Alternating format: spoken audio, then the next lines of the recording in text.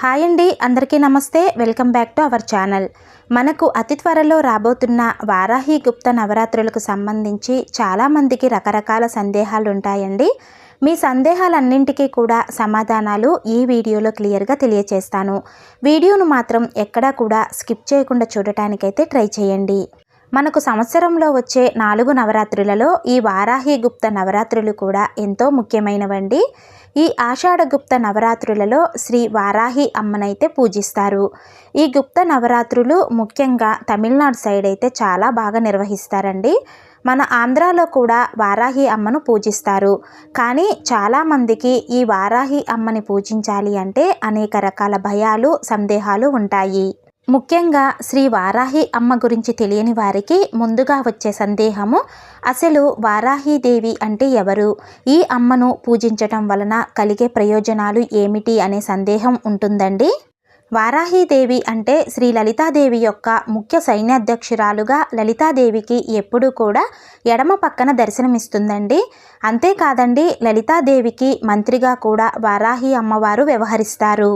ఒక్క మాటలో చెప్పాలంటే వారాహీదేవి సాక్షాత్తు శ్రీ లలితాదేవి స్వరూపమేనండి.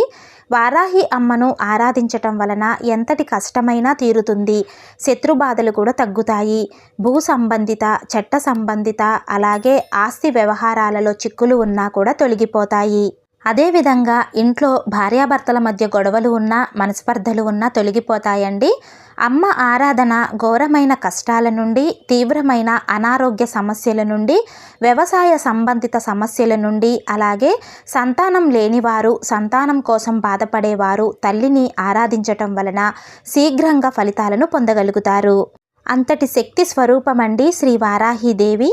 వారాహి నవరాత్రి పూజ చెయ్యాలి అనుకున్న వారికి వచ్చే మరొక సందేహం ఏంటంటే, 9 రోజులు పూజ చెయ్యాలా? ఒకవేళ 9 రోజులు పూజ చేయలేని వారు, అంటే ఇంట్లో ఉన్నవారైతే 9 రోజులు అమ్మను ఆరాధించుకోవటానికి అవకాశం ఉంటుందండి.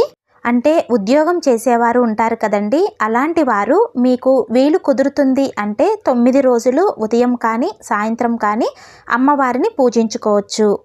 ఒకవేళ మాకు ప్రతిరోజు పూజ చేయటం కుదరదండి అనుకున్నవారు ఈ 9 రోజులలో చివరి 5 రోజులు అంటే పంచమి నుండి నవమి వరకు కూడా చేసుకోవచ్చండి. లేదంటే చివరి 3 రోజులైనా పూజ చేసుకోవచ్చు. చివరి 5 రోజులు 3 రోజులు కూడా కుదరదు అనుకున్నవారు ఈ 9 రోజులలో ఒక్క రోజైనా సరే అమ్మను ఆరాధించటానికి ప్రయత్నించండి. కుదిరితే పంచమి రోజు పూజించటానికి ట్రై చేయండి.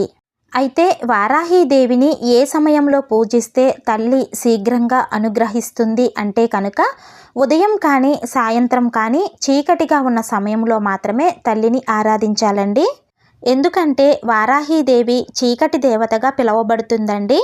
ఉదయము అమ్మను ఆరాధించేవారు సూర్యుడు ఉదయించకముందే, అంటే తెల్లవారుజామున చీకటి పోయి వెలుగు రాకముందే అమ్మవారిని ఆరాధించాలి. అలాగే సాయంత్రం సమయంలో అయితే సూర్యుడు అస్తమించిన తరువాత, అంటే సుమారుగా 8 గంటల నుండి మన ఓపికను బట్టి అమ్మను మనము ఎంతసేపైనా ఆరాధించుకోవచ్చండి.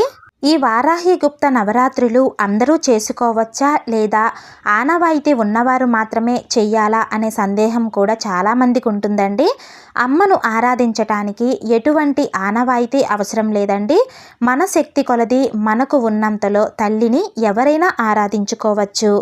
ఈ నవరాత్రుల పూజకు తప్పకుండా కలశము, అఖండ దీపము పెట్టుకునే పూజ చెయ్యాలా అంటే కనుక మీకు కలశము, అఖండ దీపము పెట్టుకునే ఆనవాయితీ ఉంటే కనుక పెట్టుకొని పూజ చేసుకోండి. కలశము, అఖండ దీపం పెట్టుకుంటే మాత్రం నియమాలు చాలా నిష్టగా పాటించవలసి ఉంటుందండి.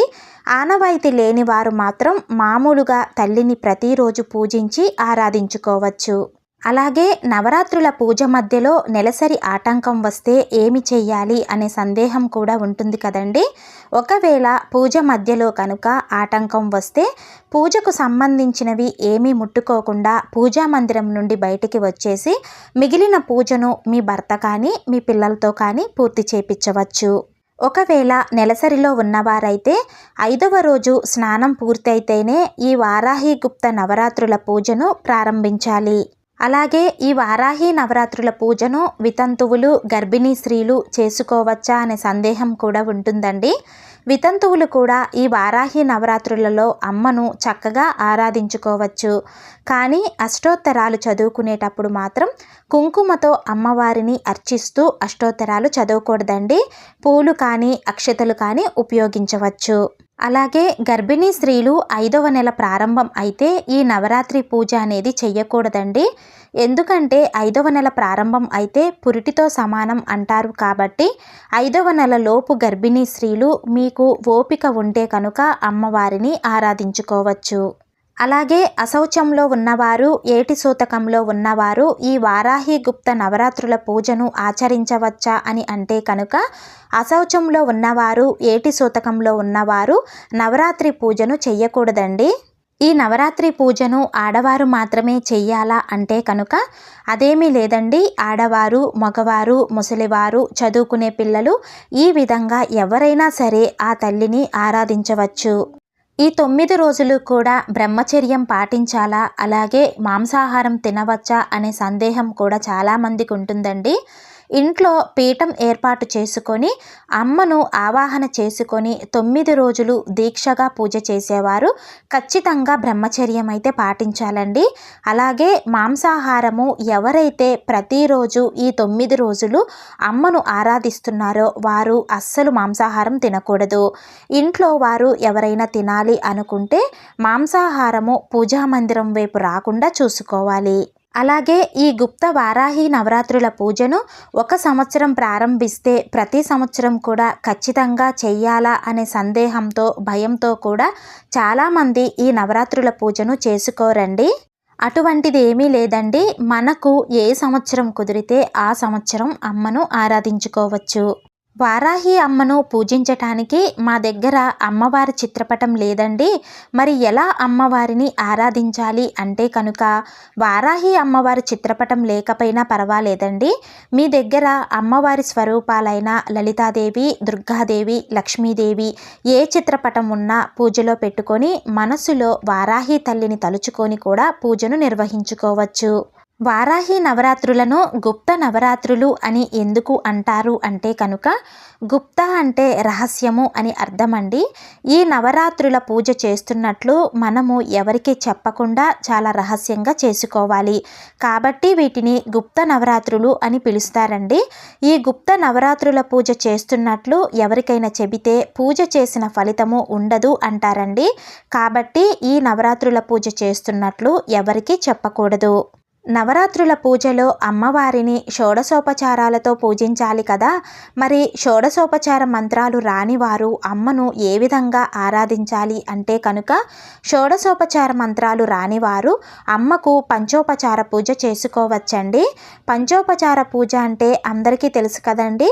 అమ్మవారికి పూలు, గంధము, ధూపము, దీపము, నైవేద్యము సమర్పించి అమ్మవారి అష్టోత్తరాలు, లలితాదేవి సహస్రనామాలు, లలితాదేవి అష్టోత్తరాలు చదువుకున్నా సరిపోతుంది. చూశారు కదండి, ముఖ్యమైన సందేహాలన్నింటికీ కూడా సమాధానాలు తెలియచేశానని అనుకుంటున్నాను.